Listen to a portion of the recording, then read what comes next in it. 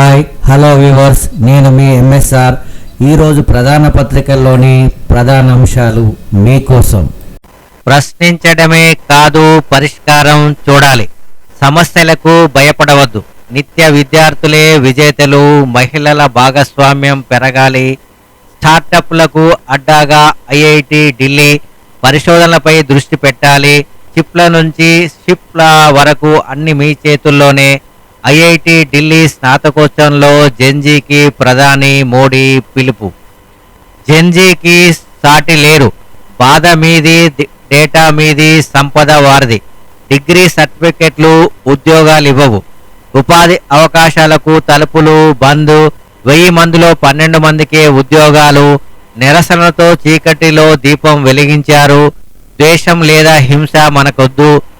ప్రేమతో వ్యవస్థను మారుద్దాం. ప్రయాగ్రాజ్లో జెన్జీకి రాహుల్ గాంధీ పిలుపు. మండలి ఎన్నికలకు ముందస్తు సందడి. ప్రతిష్టాత్మకంగా తీసుకుంటున్న 3 పార్టీలు. వచ్చే ఏడాది మార్చితో ముగియనున్న గడువు. 2 నెలల్లో కొత్త ఓటర్ల నమోదు ప్రక్రియ. సీఎంకు ఛాలెంజ్గా హైదరాబాద్, రంగారెడ్డి, మహబూబ్నగర్. పోటాపోటీగా వరంగల్, ఖమ్మం, నల్గొండ స్థానం.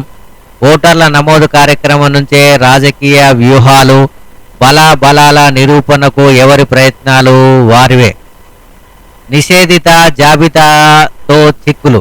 కుదేలవుతున్న రాబడి. ప్రభుత్వానికి చెడ్డ పేరుపై తర్జన భర్జన. ఎలాగైనా సమస్య తొలగించాలనే ఒత్తిళ్లు. త్వరలో మార్గదర్శకాల దిశగా సర్కార్ కార్యాచరణ. సీఎం రేవంత్ ఆదేశాలతో రెవెన్యూ శాఖ అధ్యయనం. కటాఫ్ తేదీపై రాని స్పష్టత. జల యుద్ధం ఖాయం. నదీ జలాల్లో రాష్ట్ర హక్కులకు భంగం కలిగితే ఉప్పెన తప్పదు. రేవంత్ రెడ్డి మన నీటి హక్కులను బాబుకు తాకట్టు పెట్టారు కేటీఆర్. జీఆర్ఎంబీ ఎజెండాకు ఎట్లా ఓకే చెప్తారు?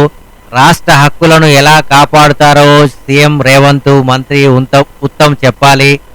చంద్రబాబు చెప్పు చేతల్లో రేవంత్ సర్కారు.